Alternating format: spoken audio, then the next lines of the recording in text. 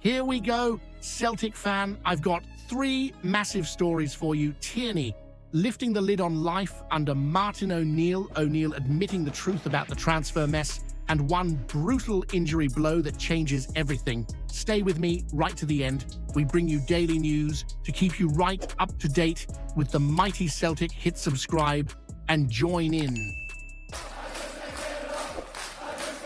The minute Kieran Tierney starts talking about Martin O'Neill, you can hear the kid from Sucky Hall again, wide-eyed, remembering those green and white nights when Jock Stein's spirit still felt alive in the stands and legends like Larson were running riot. Tierney never expected to be pulling on a Celtic shirt under O'Neill, and now here he is, living a story he grew up hearing about in the living room with his family.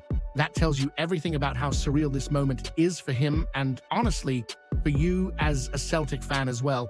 Tierney is buzzing because O'Neill has brought back something that went missing during the Brother Wilfried circus: calm, authority, clarity. You can hear it in the way Tierney talks about the man management, the team talks, the little one-liners that make you walk out the dressing room believing you would run through a brick wall for the badge. That's not fancy tactics on a tablet.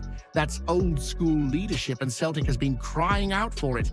And the best bit is how Tierney knows this season, as chaotic and ridiculous as it's been, could actually turn into something special. He is saying straight to your face that if Celtic somehow drags this one back from the brink, it will taste sweeter than any easy title ever could. All those messages from mates and family, all the noise, all the panic, he has lived it all before. That is why he has not folded. He has leaned into it. You can also hear how much he hated the Nancy nonsense. He doesn't throw mud, but he makes it clear that ripping up a system the players knew just caused confusion. Under O'Neill, everything suddenly looks natural again. Tierney is bombing on from left back, not stuck in some awkward back three, and Celtic look like a team that actually knows where each other will be when the ball moves. 30 games this season, injury fears, whispers about his fitness. Tierney has heard it all and shrugged it off. He knows how hard he works, and now with O'Neill in charge, he finally feels that connection between player and manager that makes everything click. That's massive going into this run-in, especially with rivals across the city watching nervously while Celtic starts to look like Celtic again. So here's the real question for you as a Celtic fan, and don't dodge it. Does Kieran Tierney's belief in Martin O'Neill mean this mad, chaotic season is actually setting up the most glorious Celtic title comeback of them all? Or is this just another beautiful dream waiting to be smashed by reality? Hit that subscribe button. Lads, let's guy it. Loady till we hit 1,500 mad Celtic duffs. The way Martin O'Neill has laid this out tells you everything about where Celtic really are behind the scene, and it is not pretty. He walks into Parkhead, still with the smell of Christmas dinner on his jumper, and suddenly he is expected to run a January transfer window that should have been mapped out months ago. That is not on him. That is on the people upstairs who love to talk about being world-class and then deliver something that looks more like a raffle in Sucky Hall. O'Neill is being brutally honest. He is saying straight up that he did not have a list ready. He did not have targets lined up because he was not even supposed to be here. And yet here he is, trying to plug holes in a squad that has been crying out for a striker ever since Kyogo walked out the door.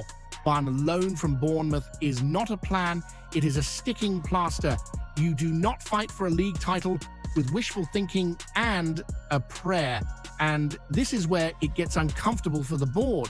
While Wilfried Nancy was busy turning Celtic into a tactical experiment that even the Rangers fan could not stop laughing at, the recruitment department should have been quietly lining up deals. Instead, 2 weeks into the window, O'Neill is scrambling, making phone calls, trying to work miracles without the tools he should have been handed. You can hear the frustration in his voice. He is not pretending everything is fine. He is saying, I am trying, but I was not prepared because I was not supposed to be in this mess, and that should terrify every Celtic fan who wants this club run properly. This is not some small rebuild. Celtic needs at least 2 strikers, and it needs them now, not in February when the damage is done. The title race does not wait for your spreadsheets to be updated. So here is the question you need to answer honestly, looking straight at the boardroom. Is Martin O'Neill being set up to fail by the same executives who let the Nancy disaster happen? Or should Celtic fans finally accept that this board simply does not care enough to build a title-winning team? Hit that subscribe button. Lads, let's jai it. Loldy till we hit 1,500 mad Celtic dafts. That Jota news lands like a punch in the gut for any Celtic fan, and it tells you exactly what sort of season this has been. Just when you think the clouds might finally be lifting with Martin O'Neill back in the dugout, along comes another cruel twist. Jota, the lad who lights up Parkhead when he is flying, is now looking at missing the rest of the campaign, and that is not just bad luck, that is devastating for a side crying out for quality and spark in the wide areas. He got crocked in that title clincher at Tierney'S, of all places, a moment that should have been pure joy. Since then, it has been a long, lonely road through rehab, and now we find out he needs keyhole surgery on top of the original ACL repair. That means the comeback some people were dreaming about in February is gone.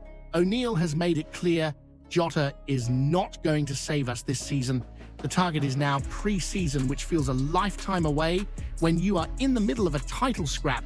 And listen to how O'Neill talks about it. There is no spin, no fake optimism. He knows that losing Jota for the run-in hurts badly. He also knows that Alistair Johnston might make it back in March, but that is a big maybe, not a promise. Everything feels like a gamble just now, and that is not how a club like Celtic should be operating. What makes it worse is the timing. The January window is open, the squad is thin, and one of your match winners is officially ruled out. That should be a blaring siren telling the board to get their hands in their pockets and back the manager. O'Neill is saying all the right things about working hard behind the scenes, but you can hear the frustration. He wants players who will genuinely improve the team, not just bodies to make up the numbers. This is where the season will be decided. Jota being out removes a huge weapon. Either the club replaces that quality now, or it accepts that the fan is being asked to swallow yet another what if. So let me throw this straight at you. With Jota gone for the season, do you still trust this board to give Martin O'Neill the firepower he needs?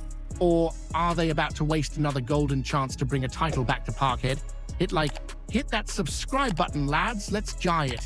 Loudy till we hit 1,500 mad Celtic daffs.